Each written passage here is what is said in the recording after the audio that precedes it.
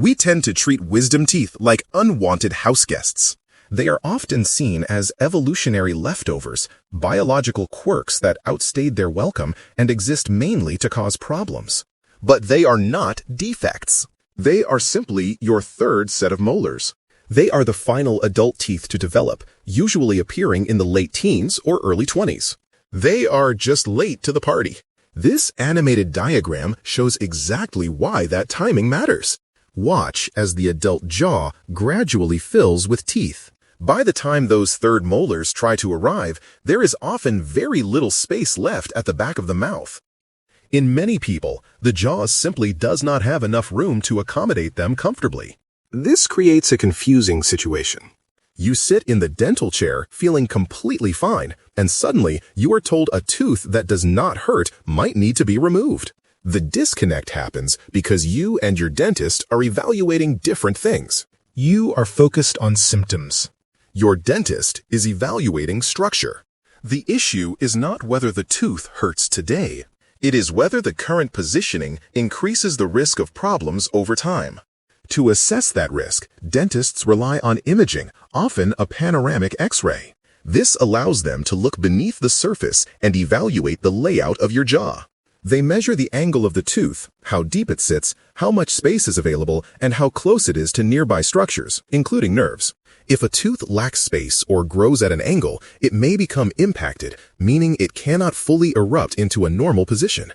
You can see here how the tooth's path is blocked by the adjacent molar. In some cases, it remains partially covered by gum tissue or bone. That partial eruption can create a difficult-to-clean area where food debris and bacteria tend to accumulate. When bacteria persist in those areas, the surrounding gum tissue can become inflamed, and the risk of decay or localized infection increases. Not every impacted tooth causes problems, but certain positions are known to carry higher risk over time. When a dentist recommends extraction, they are not predicting the future with certainty. They are assessing probability. Based on the current anatomy, they estimate whether leaving the tooth in place is more likely to cause issues later compared to removing it under controlled conditions. A lot of the fear around extraction comes from how people imagine the process. Many picture forceful pulling or aggressive removal. In reality, the approach is more controlled. Surgeons often use a technique called sectioning. This diagram shows how it works. Instead of removing the tooth as a single piece, the surgeon may divide it into smaller segments. This allows each part to be removed with less force, reducing stress on the surrounding bone and tissue. It is not about brute strength. It is about controlled mechanics. Before any of that happens, the area is numbed with local anesthesia. In some cases, sedation is added depending on the situation or patient preference. With proper anesthesia, sharp pain should not be felt during the procedure. What you will notice instead is pressure, movement, and vibration. It can feel unusual, even uncomfortable, but those sensations are not the same as pain. Once the tooth is removed, the body immediately shifts into healing mode.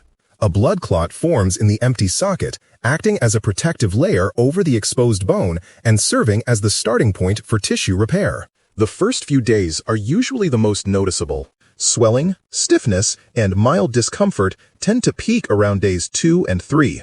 After that, most people begin to improve steadily. Many return to normal activities fairly quickly, while complete healing of the area continues over the following weeks. It is important to understand that not every wisdom tooth needs to be removed.